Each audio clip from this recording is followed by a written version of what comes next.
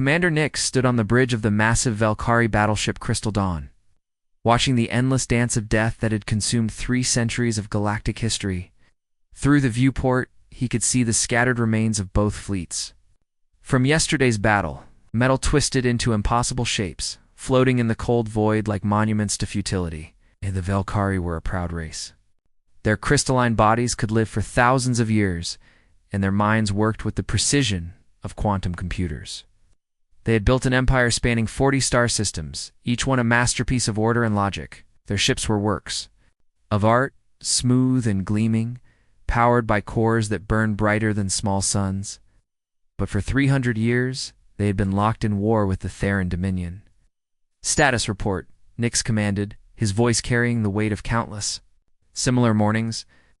"The Theran Third Fleet has repositioned to defend the Cray system," reported his tactical officer. "Our scouts confirmed they have rebuilt their defensive grid. The planet remains under their control."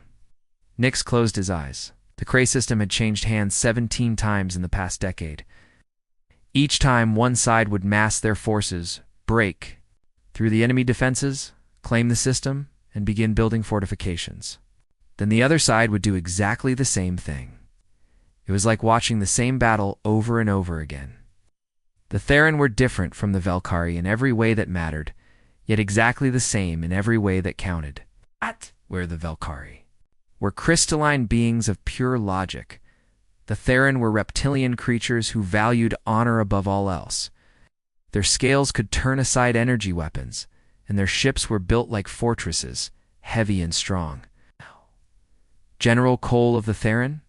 Forces understood this endless cycle just as well as Nix did. At this very moment, he was probably standing on his own bridge looking at the same tactical displays, feeling the same exhaustion that came from fighting a war that could not be won. The two empires were perfectly matched. Every Valkyrie innovation, the Theran developed a counter. For every new Theran strategy, the Valkyrie found a defense. Their weapons could destroy planets.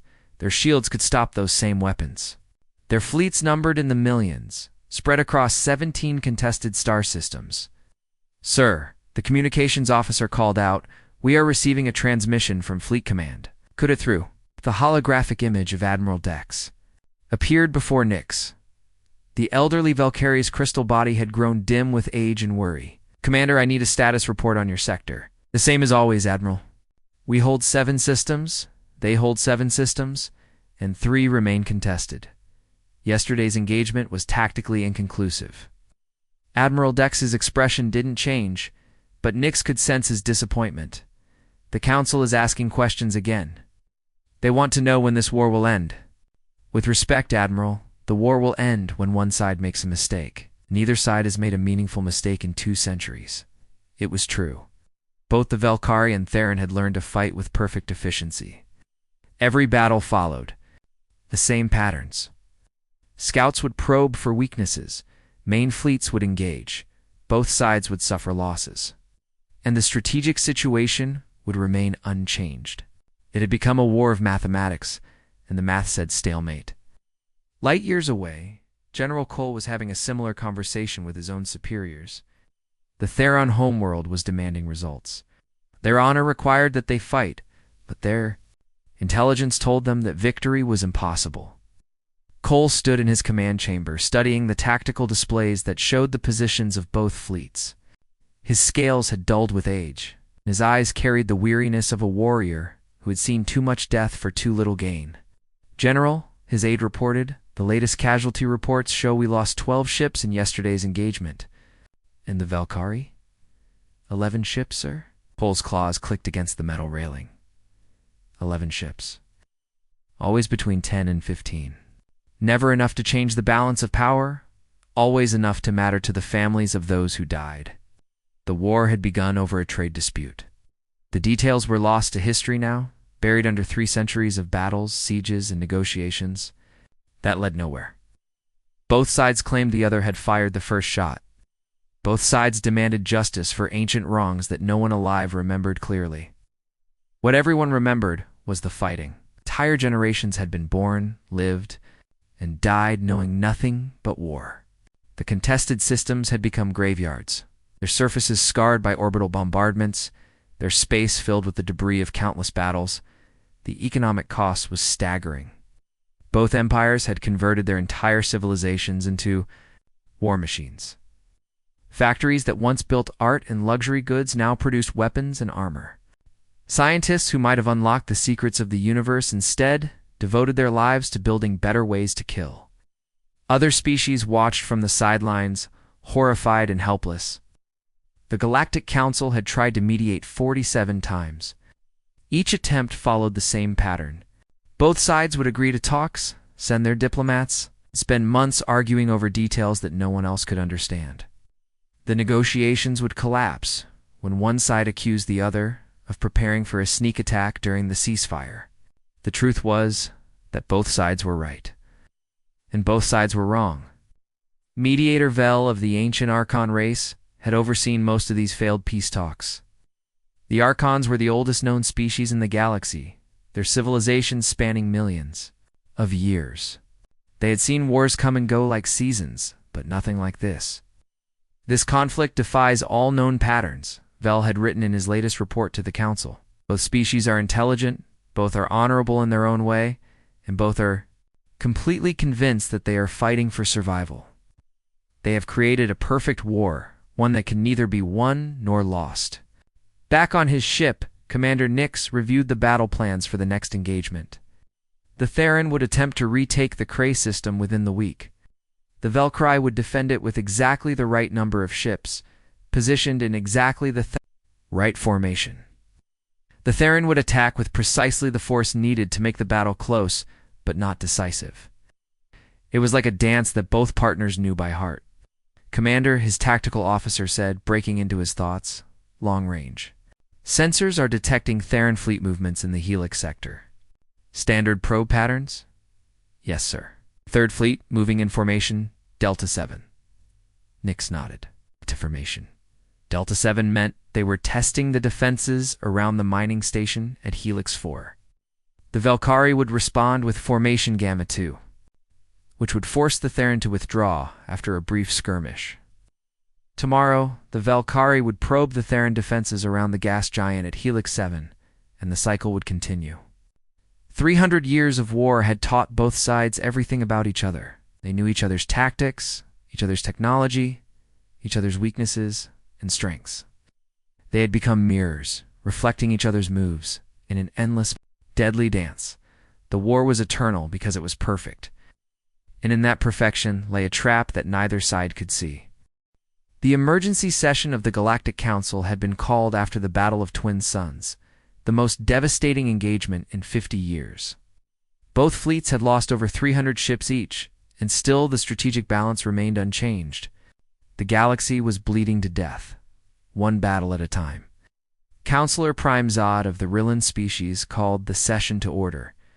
His blue skin had pale patches that showed his stress. Around the circular chamber, representatives from dozens of species sat in worried silence.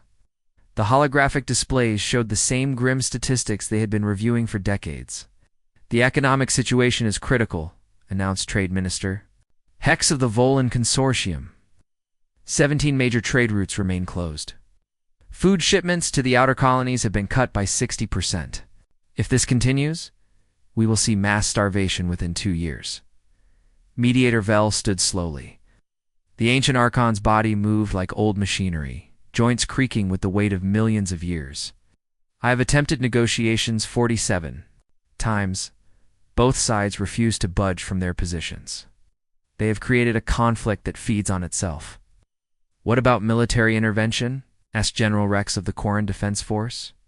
Surely the combined forces of the Council could impose peace. Vel's laugh was bitter. General, the Velcari and Theron fleets outnumber our combined forces 10-1. Any attempt to intervene militarily would result in our complete destruction. It would unite against us, destroy our fleets, and then return to fighting each. Other Counselor Prime Zod activated the main display, showed a map of the galaxy with the war zone marked in red. The red area had grown larger each year as the conflict spread. We need new solutions. Traditional diplomacy has failed. Military intervention is impossible. What options remain? There might be one possibility, said data analyst Tem of the Nexus Collective. Her mechanical voice carried no emotion, but her words made everyone lean forward. Our deep space exploration teams have recently made contact with a new species. She activated a smaller display showing a small yellow star with several planets. System designation Sol. Third planet contains a developing civilization. They call themselves humans. Several council members exchanged glances.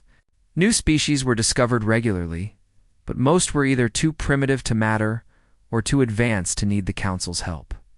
What is their technological level? Asked Zod. Primitive, Tem replied. They have achieved basic faster than light travel within the last 50 years. Their weapons are chemical-based projectiles and simple energy beams. No shields, no antimatter weapons, no quantum computers. Their largest ships are barely 200 meters long. A murmur of disappointment went through the chamber. What could such a backward species possibly offer? But Vel was studying the data with growing interest. Tell me about their military history. Tem's display changed to show Earth's surface. Unusual patterns. They have a long history of warfare, but also a strange ability to end conflicts quickly through unconventional means. Their archives record several instances where wars that had lasted decades were concluded in days. How? Asked General Rex. Methods that other species never considered. Psychological warfare, economic pressure, and what they call thinking. Outside the box, they seem to approach problems from angles that escape more logical minds. Vel was nodding slowly. I have read some of their historical data. During their Second World War, they ended a massive conflict by using weapons that other species considered too terrible to employ. During their Cold War, they avoided nuclear destruction through a mixture of fear and negotiation that lasted 50 years. You cannot be serious, interrupted Minister Hex. These humans sound barely civilized. What could they possibly teach the Velkarian Theron? Perhaps nothing, Vel admitted. But our current approach has failed completely. We have tried logic, honor, economics, and force. None have worked. Perhaps we need to try something different. Counselor Zod looked around the chamber. What are you proposing, Mediator? Contact the humans. Explain our situation. Ask for their help. The chamber erupted in arguments. Several species representatives spoke at once, their voices overlapping in a chaos of different languages and translation errors. Order, Zod called out. Let us consider this rationally. What would we offer them in return? Membership in the Galactic Council, Vel said. Full access to our technology, our trade networks, our knowledge. Everything we offer to new civilizations.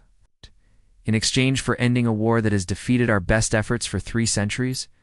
Minister Hex shook his head. It sounds like fantasy. Data analyst Tem spoke up again. There is one more thing. The humans have already sent exploratory missions beyond their solar system. They know other civilizations exist. It is only a matter of time before they make contact with us anyway. And if they discover this war on their own, added Vel, they might choose to avoid us entirely. Better to approach them honestly and ask for help. General Rex was studying the human military. Data. Their tactics are chaotic. They seem to make decisions based on emotion rather than logic. How could this possibly work against 2 of the most advanced military forces in the galaxy? I do not know, Vel replied. But I know that logical approaches have failed, perhaps. Chaos is what we need. The debate continued for hours. Some council members argued that it was beneath their dignity to ask for help from primitives. Others worried that the humans might make the situation worse. A few suggested that the war might end naturally if they just waited long enough. But the economic reports were undeniable. The galaxy could not sustain this level of conflict much longer. Entire sectors were becoming uninhabitable as trade collapsed and resources dwindled. Finally, Counselor Zod called for a vote. Favor of contacting the humans and requesting their assistance? The vote was close. 12 species voted in favor, 10 voted against, and 3 abstained. It was barely enough to authorize the mission. It's very well, Zod announced. Mediator Vel, you will lead a small diplomatic team to the Sol system. make contact with the humans, and explain our situation. If they agree to help, offer them full membership in the Galactic Council. As the session ended, Vel remained in his seat, studying the data about Earth. The humans seemed so young, so inexperienced compared to the ancient civilizations of the galaxy. Their technology was primitive, their society chaotic, their history filled with violence. But there was something else in the data, something that gave him hope. The humans had a word that appeared repeatedly in their historical records, a concept that seemed central to their thinking. The translation was approximate, but it meant something like creative problem-solving under pressure. They called it improvisation. 3 days later, Vel's small diplomatic ship jumped into hyperspace, carrying with it the galaxy's last hope for peace. Behind him, the war continued its endless dance of destruction, unaware that its fate now rested in the hands of a species that had barely learned to walk among the stars. The message they carried was simple and desperate. Help us end this war and join the galactic community as equals. They had no idea what the answer would be. The human response had arrived faster than anyone expected. A single word transmitted across the galaxy: yes. 3 weeks later, 50 human ships emerged from hyperspace at the edge of the war zone. To the seasoned eyes of both the Valkyrie and Theran commanders, the human fleet looked like a collection of scrap metal held together by hope and stubbornness.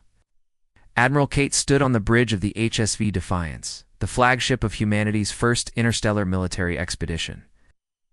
Was a small woman with gray hair and sharp eyes that missed nothing.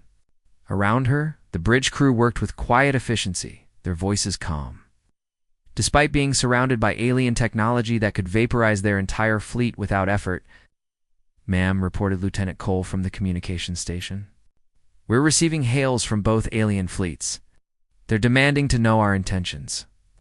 "Tell them we're here to observe and learn," Kate replied, "and request permission to speak with both fleet commanders." The human ships were crude compared to the elegant vessels of the Valkyrie or the fortress-like battleships of the Theran. They were built from steel and ceramic composites, powered by simple fusion reactors, and armed with kinetic weapons that fired chunks of metal at high speed. No energy shields, no antimatter torpedoes, no quantum disruptors. But they were here, and that was what mattered. Commander Nix received the communication request with barely concealed irritation. The Velkar had been polite about the Council's decision to invite these primitives. But privately, most of them considered it an insult. The idea that beings who had barely learned to leave their home system could solve a problem that had defeated the greatest minds in the galaxy for 3 centuries was absurd. "Patch them through," Nix commanded. The holographic image that appeared was disappointing. Admiral Kate looked fragile compared to the crystalline perfection of Valkyrie physiology. Her technology was so primitive that the image flickered and distorted. "Commander Nix," Kate said, her voice carrying clearly despite the poor connection, "thank you for agreeing to meet with us. We understand you've been fighting this war for a very long time." 312 years, Nix replied stiffly, "and I failed to see how your ... assistance could change anything. Your ships are barely spaceworthy. Your weapons could not penetrate our shields. Your tactics are unknown because you have never fought a real war in space." Kate smiled, and something in that expression made Nix pause. "You're absolutely right, Commander. We're completely outclassed in every way that matters. But sometimes, being outclassed gives you a different perspective." Across the battle zone, General Cole was having a similar conversation. The Theran commander's scales bristled with annoyance as he studied the human admiral's image. "Your presence here is an insult," Cole growled. "This is a conflict between honorable warriors, not a training exercise for children playing with toys." "Understand your frustration, General," Kate replied calmly. "We're not here to fight your war for you. We're here to learn from it. The Galactic Council asked us to observe and see if we could offer any insights." "Insights?" Cole's laugh was harsh. "What insights could a species that has never faced a real enemy possibly offer? Nothing of honor, nothing of sacrifice, nothing of the burden of command." "You're right," Kate agreed. "We don't know those things the way you do. But we do know something about ending wars that seem impossible to end." Both alien commanders granted the humans permission to observe. more out of curiosity than respect. The primitive vessels took up positions between the two massive fleets, close enough to monitor communications, but far enough away to avoid the crossfire when the next battle began. The humans spent their first week just watching. Their ships moved in seemingly random patterns, never staying in one place for long. Their communications were constant but apparently chaotic, with multiple voices talking over each other in rapid bursts. To the Valkyrie, who prized order and logical thinking, the human behavior seemed almost insane. To the Theron, who valued discipline and hierarchy, it looked like complete lack of military bearing, but the humans were learning. Captain Mills, commanding the scout ship Pioneer, found herself studying battle records that went back to centuries. The aliens had provided complete tactical databases. Confident that primitive humans could never understand the sophisticated strategies involved, they were wrong. "Look at this pattern," Mills said to her analysis team. Battle of Helix 7, 130 years ago. The Theron attacked with formation Beta 3. The Valkyrie responded with defense pattern 7 Alpha. Casualties: Theron lost 15 ships, Valkyrie lost 14. Her tactical officer, Commander Price, pulled up another file.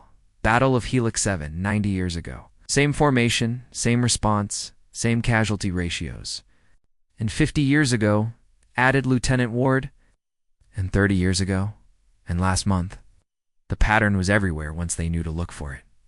The Valkyrie and Theron had become so perfectly matched that their battles had become predictable down to the ship-by-ship losses. Every attack had a predetermined counterattack. Every strategy had a known response. "It's like watching a chess game where both players have memorized every possible move," Mills observed. "They're not really fighting anymore. They're just going through the motions." On the Defiance, Admiral Kate was reaching the same conclusion through different means. She had requested detailed psychological profiles of both species, claiming it would help humans understand the conflict better. The Valkyrie were logical beings who approached every problem through systematic analysis. They calculated the optimal solution for every situation and executed it with mathematical precision. The Theron were honor-bound warriors who followed ancient codes of conduct that dictated proper responses to every military situation. Their battles were as much ritual as warfare. Both species had evolved into perfect military machines, and that perfection had become their prison. "Admiral," Lieutenant Cole reported, "both fleets are preparing for another engagement. Target appears to be the Cray system again." Kate nodded. She had been expecting this. The Cray system changed hands regularly, like a ball being passed back and forth between two teams that never tired of the game. "Signal all ships," she ordered. "Prepare to implement Plan Omega." Her officers exchanged glances. Plan Omega had been developed during their journey to the war zone based on theoretical analysis of the situation. None of them knew if it would work, ma'am, Commander Price said carefully. "Are you sure about this? We only get one chance. If we're wrong, ... If we're wrong, nothing changes," Kate replied. "These two fleets will keep fighting the same battles for another 3 centuries. But if we're right, ... She paused, watching the tactical displays as thousands of alien warships moved into familiar positions for yet another predetermined battle. "If we're right, we're about to end the longest war in galactic history." The human fleet began to move, abandoning their observer positions and heading directly toward both alien battle groups. Their formation made no sense according to any known military doctrine. Their trajectory would put them directly in the crossfire between two vastly superior forces. To the aliens, it looked like suicide. Admiral Kate smiled grimly as she opened communication channels to both fleets simultaneously. "Commanders Nix and Cole, this is Admiral Kate of the human fleet. We have a proposal for you."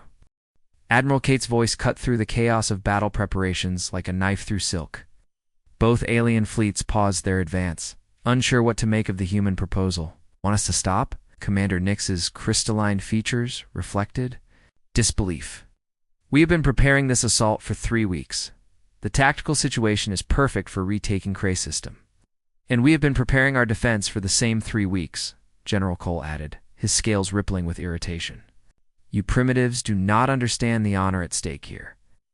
Kate smiled calmly. Actually, we understand better than you think. You're about to fight the Battle of Cray 7 for the 18th time. Theron will attack with Formation Beta 3. The Valkyrie will respond with Defense Pattern 7 Alpha. General Cole will lose 15 ships. Commander Nix will lose 14, and in 3 months, you'll do it all over again. The silence that followed was deafening. Both commanders stared at their displays, checking the accuracy of Kate's predictions. Every detail was correct. How do you know our battle plans? Nix demanded. Because you've used the same plans for over a century, Kate replied. Captain Mills, please transmit the data files to both fleets. The human scout ship Pioneer began broadcasting massive data packages to every ship in both fleets. The files contained detailed analysis of battle patterns, tactical predictions, and casualty projections spanning 300 years of warfare. On the Valkyrie flagship, tactical officers scrambled to verify the human data. What they found shocked them to their crystalline cores. Every major engagement for the past 2 centuries was laid out in precise detail, with mathematical formulas showing the predictable outcomes. This is impossible, whispered Commander Nix's tactical officer. They have predicted our next 17 offensive operations with perfect accuracy. On the Theron command ship, similar revelations were taking place. General Cole's aide pulled up their secret battle plans and compared them to human predictions. Every move, every countermove, every strategic decision was anticipated with frightening precision. General, the aide reported quietly, they know what we will do before we do it. But Kate wasn't finished. What you're seeing is the mathematical proof that this war cannot be won by either side. You have become too good at fighting each other. Every attack has a perfect defense. Every strategy has a known counter-strategy. You're trapped in an endless loop of predictable moves. Captain Mills took over the explanation. We studied your tactical databases for 1 week. In that time, we identified every pattern, every response, every casualty ratio. Your war has become a giant algorithm, and algorithms can be solved. The psychological impact began immediately. Across both fleets, commanders stared at their screens in growing horror. They could see their next moves laid out like pieces on a board game. Every clever strategy they had planned was already known. Every surprise attack was predicted, but this proves nothing, General Cole protested, though his voice lacked its usual confidence. We fight for honor, for our people, for justice. Are not mathematical concepts. You're absolutely right, Kate agreed. But tell me, General, what honor is there in fighting a battle you know you cannot win? What justice comes from sending your warriors to die in predetermined patterns? Good does it do your people to waste resources on conflicts that change nothing? Commander Nix was studying the projections with growing unease. Even if your analysis is correct, we cannot simply stop fighting. Too much has been invested in this war. Too many have died. More will die if you continue, Kate replied, courting. To our calculations, this war will last another 1,000 years if nothing changes. The casualty projections are horrifying. She activated a holographic display visible to both fleets. It showed the predicted future of the war. Millions more ships destroyed. Trillions of lives lost. Entire star systems reduced to rubble. The mathematical certainty of it was overwhelming. But Kate had saved her most devastating weapon for last. However, she continued, we have one more piece of data to share with you. Captain Price, please broadcast the psychological profiles. The new data packages contain detailed analysis of both species' decision-making processes.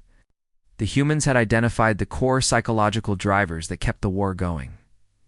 The Valkyrie's need for logical perfection, and the Theron's devotion to honor codes. Your species are mirror images of each other, Kate explained. Calculate the optimal military response to every situation. The Theron follow ancient honor codes that dictate proper military conduct. Both approaches lead to the same tactical decisions, which is why your battles are so predictable. The revelation spread through both fleets like wildfire. Officers who had spent their careers developing sophisticated strategies suddenly realized they were following predetermined patterns. Warriors who believed they were fighting for honor discovered they were trapped by their own codes. "This is psychological warfare," Nix accused. "You are trying to break our will to fight." "No," Kate replied firmly. "We're trying to break your need to fight a war that serves no purpose. Look at your tactical displays, Commander, and see exactly what will happen in the next engagement." "So can General Cole. Where's the strategy in that? Where is the honor?" General Cole was staring at his projected battle plans with growing disgust. Every move was anticipated. Every decision was predicted. His next 17 operations were laid out like a training exercise where everyone already knew the outcome. "What do you propose?" he asked quietly. "Simple," Kate replied. "Stop fighting a war you both know you cannot win. Start fighting the real enemies." She activated another display, this one showing threats that both empires had ignored while focusing on each other. Pirate fleets were growing stronger in the outer sectors. Unexplored regions contained unknown dangers. The galaxy was full of challenges that required their combined strength. "You have spent 3 centuries proving you are perfectly matched," Kate continued. "Imagine what you could accomplish if you combined your strengths instead of canceling them out." The silence stretched across both fleets as thousands of commanders contemplated a future without predetermined battles. The prospect was terrifying and liberating at the same time. "The Theran Code of Honor does not permit surrender," General Cole said finally. "Who said anything about surrender?" Kate smiled. "We're talking about victory. You defeat an enemy by making them irrelevant. Your real enemy isn't each other. It's the predictability that has trapped you both." Commander Nix's tactical officer looked up from his console. "Sir, if we continue with the planned assault, we will lose exactly 14.7 ships. The strategic gain will be temporary. The Theran will retake the system within 2 months using pattern deltanine." "And if we cancel the assault?" Nix asked. "Unknown, sir. No tactical precedent exists." For the first time in 3 centuries, both fleet commanders faced a situation their computers could not predict. The unknown stretched before them like an ocean of possibilities. General Cole looked at his screens, seeing his predetermined future laid out in mathematical certainty. Then he looked at the human proposals, seeing chaos and uncertainty and hope. "Admiral Kate," he said slowly. "What exactly are you asking us to do?" Admiral Kate took a deep breath before answering General Cole's question. The fate of the galaxy hung on her next words. "We're asking you to do something that no military commander has ever done before," she said calmly. "We're asking you to win by choosing not to fight." Commander Nix's crystalline form shimmered with confusion. "That makes no logical sense. Victory comes from defeating the enemy, not from avoiding battle, does it?" Kate challenged. "Commander, you've been fighting for 3 centuries. Have you defeated the enemy? Has either side achieved victory?" The question hit both commanders like a physical blow. They had won countless battles, but the war remained unchanged. They had proven their military superiority over and over, but their enemy was still there, still fighting, still undefeated. General Cole's claws clicked against his command console as he studied the tactical displays. "What exactly are you proposing, human?" Kate activated a new holographic display visible to both fleets. It showed a 3-dimensional map of the contested systems. But instead of showing military positions, it highlighted economic data, resource distribution, and civilian populations. "Look at what you're actually fighting for," she said. "These 17 systems contain some of the richest mining worlds in the galaxy. They have strategic hyperspace routes that could cut trade travel times in half. They contain research facilities that could advance both your civilizations by centuries." She paused, letting the information sink in. "But instead of benefiting from these resources, you've spent 300 years destroying them. The mining worlds are uninhabitable. Trade routes are blocked by debris fields. The research facilities are ruins." Captain Mills took over the presentation. "Our analysis shows that if both empires had worked together to develop these systems, instead of fighting over them, your combined economic output would have increased by 400%. Your technological advancement would have accelerated by decades." The numbers were staggering. Both fleet commanders stared at projections, showing what their civilizations could have achieved through cooperation instead of conflict. But the Theron started this war, Commander Nix protested. They attacked our colonies without provocation.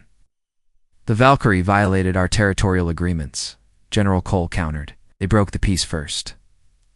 Kate held up her hand. Started, it doesn't matter anymore. What matters is who ends it. She activated another display. This one showing current galactic threats that both empires had ignored while fighting each other. Pirate fleets had grown into massive armadas in the Outer Rim. Unknown alien species were probing the galaxy's borders.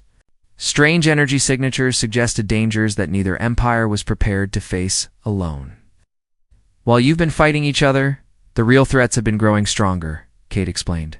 Your war has lasted so long that other species see both your empires as weakened and distracted. You've made yourselves vulnerable to enemies you don't even know about yet. Lieutenant Cole from the Human Communications Station spoke up. Admiral, we're receiving multiple transmissions from both fleets. Commanders at all levels are requesting permission to stand down their weapons. The psychological impact of the human revelations was spreading through both armadas like a virus. Captains who had spent their careers following predetermined battle plans were suddenly questioning the purpose of their missions. Tactical officers who had calculated the same optimal responses for decades were realizing they were trapped in an endless loop. On the Valkyrie flagship, Commander Nix's aide approached hesitantly. Sir, the crew is asking questions about our next offensive operation. They want to know what strategic objective it will accomplish. Nix studied the projections showing their planned assault on the Cray system. According to human analysis, they would take the system, lose 14 ships, hold it for 3 months, then lose it back to the Theron in a counterattack that would cost the reptilian forces 15 ships. What is the strategic objective? He asked himself quietly. On the Theron command ship, General Cole was facing the same realization. His warriors had always fought for honor. But what honor was there in following a script written by 3 centuries of predictable warfare? General, his tactical officer reported, our upcoming assault will follow pattern Beta 3. The humans have accurately predicted every phase of the operation, including our casualties. Oh. Cole looked at his battle plans and saw them for what? They really were a ritual dance of death that served no purpose except to continue the dance. Admiral Kate sensed the moment was right. Gentlemen, I'm going to make you an offer. The Galactic Council has authorized us to propose a joint development agreement for all 17 contested systems. The new holographic display showed detailed plans for cooperative mining operations, shared research facilities, and joint defense stations. Instead of fighting over the systems, both empires would work together to unlock their full potential. The mining operations would be managed jointly, with profits shared equally, Kate explained. The research facilities would combine Valkyrie, logical precision, with Theron honor-based discipline. The defense stations would protect both empires from external threats. Captain Mills added the economic projections. Within 50 years, both empires would see economic benefits that exceed the total cost of the 300-year war in a century. The technological advances would put both civilizations centuries ahead of where they would be through separate development. The silence that followed was different from before. It wasn't the pause of confusion or anger, but the quiet of minds wrestling with a completely new way of thinking. Commander Nix was the first to speak. The Valkyrie High Council would need. To approve such an agreement, the Theron Honor Guard would require guarantees, General Cole added. Our people have died for these systems. Sacrifice must be honored. It will be, Kate assured them. The joint facilities will be named after heroes from both sides. The shared profits will fund memorials for all who died in this conflict. Their sacrifice will be remembered not as meaningless loss, but as the price that taught both empires the value of cooperation. Lieutenant Ward from the Human Analysis Team provided the final piece of the puzzle. We've prepared detailed transition plans. All military personnel will be retrained for joint operations. All existing facilities will be converted to cooperative use. The process will take 5 years to complete, during which both fleets will work together to eliminate the pirate threats in the Outer Rim. The proposal was elegant in its simplicity. Instead of ending the war through victory or defeat, it would end through transformation. The military forces that had fought each other for centuries would become partners in defending the galaxy. General Cole looked at his tactical displays one last time, seeing the predetermined future laid out in mathematical certainty. Then he looked at the human proposals, seeing uncertainty and possibility and hope. "I will contact the Theron Honor Guard," he said finally. "This proposal, has merit." Commander Nix nodded slowly. "The Velkari High Council will want to review the economic projections. But the logic is sound." Admiral Kate smiled. "Gentlemen, you just ended the longest war in galactic history. The galaxy will remember this moment for 1,000 years. And in that moment, as weapons powered down across both massive fleets, the great war that was supposed to last forever finally came to an end."